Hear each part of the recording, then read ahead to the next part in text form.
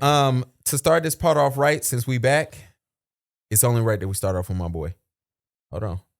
But you kiss him Hold on. You know what's worse than dating a gaslighter? Is being the gaslighter that gaslit your own self into believing that person was going to turn into something you know that person is not. You know that's a boy, but you're trying to make him into a real boy. And every time that man lie to you, you see his nose growing, but you gaslight yourself into pretending you do not see. You don't know recognize that is a his fraud, voice. but you kiss him anyway, even though you know he ain't never going to turn into a prince. I get men have ace gaslit metaphor. you in the past, but what's worse than that is when you gaslight yourself to stay in a relationship you know is doing nothing but leeching and draining and tearing you into pieces. You gaslight yourself and you pretend everything is fine. You know you ain't fine. To all the ladies who have cussed me and Mike out about this F-boy, for the last, 2 years, I love you. It's every last one. You know, the thing is, right? It's like we tell them, like, hey, when you find a man that's telling you everything you want to hear, it's a good chance that man is some version of abusive. Absolutely. It's just, it never freaking fails, right? Whether it was Derrick Jackson. And Derrick and Ace used to actually tour together, right? So, Derrick Jackson, Ace Metaphor, Yada Awakening. Like, all these guys end up being fuck boys. Absolutely, because one of our favorite listeners, I don't think she listens no more, so I can get this off. I DM'd her. Shout out to you. You know who you are. I know who you're talking about. Yeah. And so I DM'd her and I said, yo, why didn't you plug me in? And I'm about to ask Mike the same thing, why he ain't plug me in.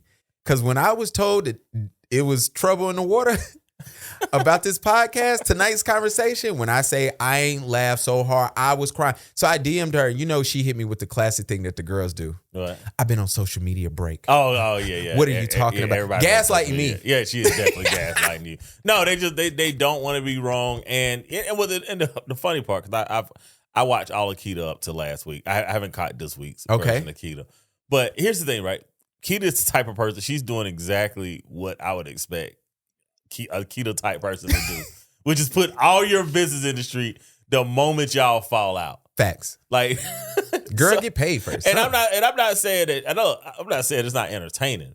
Right. Facts. We love it. But one of the problems that I do have, and this is why I keep a very, very small circle, is y'all have no loyalty. None. Right? Like, I get that dude might have taken some money from her. That's what she's saying. Okay. She did play the clip where he was offering an NDA, which is wow. Well.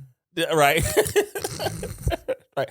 This is the second thing. I do not know how y'all boys mix money and pleasure together.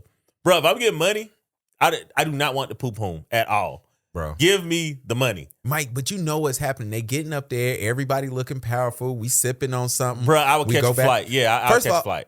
Ace Metaphor, let me tell you where we messed up at. You cannot stay at the same hotels where your co-hosts and the women that you are lying to and setting up and gaslighting your damn self staying at. You cannot do that, bro. What's crazy, though, is that they sit up here and they talk all this ridiculousness knowing that it's all BS. Facts. All BS. And what's our favorite line? And Mike hate when we do this. You keep playing with the devil, he gonna play with you back. Yeah. So you keep getting up there on the microphones, you saying something crazy, you lying, you kicking man's back in, you simping, and I got me the greatest laugh because I be up here looking some of their videos so we can run content. And then I'm listening to Joe Budden, and Joe Budden is ready. So every time a pie breaks up, Joe Budden plays Another One Bites the Dust. Shut up. Every time a podcast. So did he play that on this one? He said I got it queued up, and he said I need a little bit more information before I play this for y'all. And so Joe, in classy, messy bitch fashion, which I love, by the way, he wants, what you say her name, Keita? Keita, yeah. He wants Keita. He said he don't want Trip to come up there. And he said, or he want Ace to come up there. And of course, Ace is in Melissa Ford's DMs, which is very on brand. It tracks Melissa. That's all I'm going to say. Well, yeah, I mean, right? Somebody that tells you everything you want to hear. Oh, absolutely. So it tracks why Melissa's there, and it tracks why Ish be going to tonight's conversation and stuff. But I know what's going to happen. Ace Metaphor is going to get up there on the Joe Budden podcast, and they're not going to ask him, why do he pander to women by kicking black men's back down?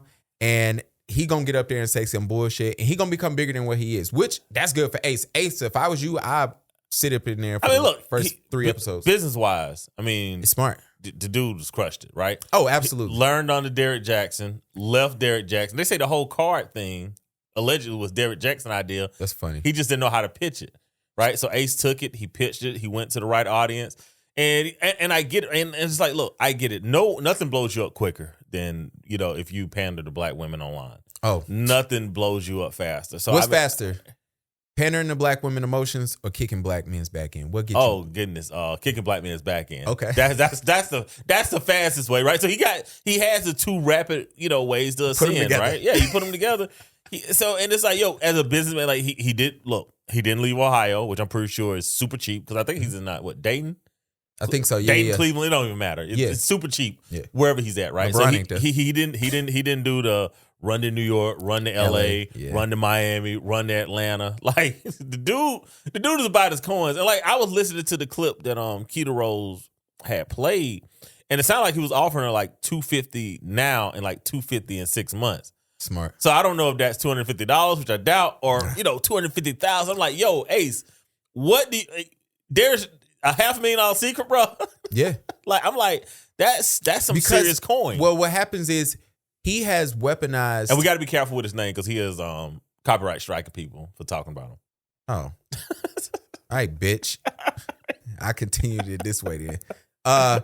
So here's the thing: you coming up there, you doing all this, you sitting in front of a bunch of vulnerable black women, telling them that they're not the problem, right? Yeah, and you turn around and say your man is the problem, which we know that is black men. Yeah. Black women, y'all will not gaslight me into thinking that he's not talking about black men. He's just talking about men. Well, no, because we see what happened whenever they with their preference. So, I mean, that's what it is. Dating Divide. You can go there. It ain't me. Go to the Dating Divide. I got the page number if you want it. It's not. Pastor Mike said that. It's not Gavin coming from laughed. me. Yeah. And this is gonna be an immature pod because we back. Yeah. And so you do all that. Yeah, I gotta pay you so you shut up. Because once you ruin that for me, my next tour ain't gonna look the same. It's gonna be a lot of explaining. I'm gonna have to get up there and cry. I'm gonna have to get up there and bring some other people on. I'm gonna have to go on a tour. Yeah.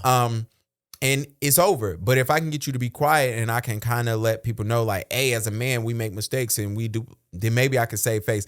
Either way, bruh, good luck. I can't wait to see you on Joe's show. I would love to see him on Joe. I would love to see Keita on Joe's show. Yeah. But I need Joe to ask the heavy questions, man. He's not. And Ish likes him and Mel is his demo. So the questions are not going to get asked.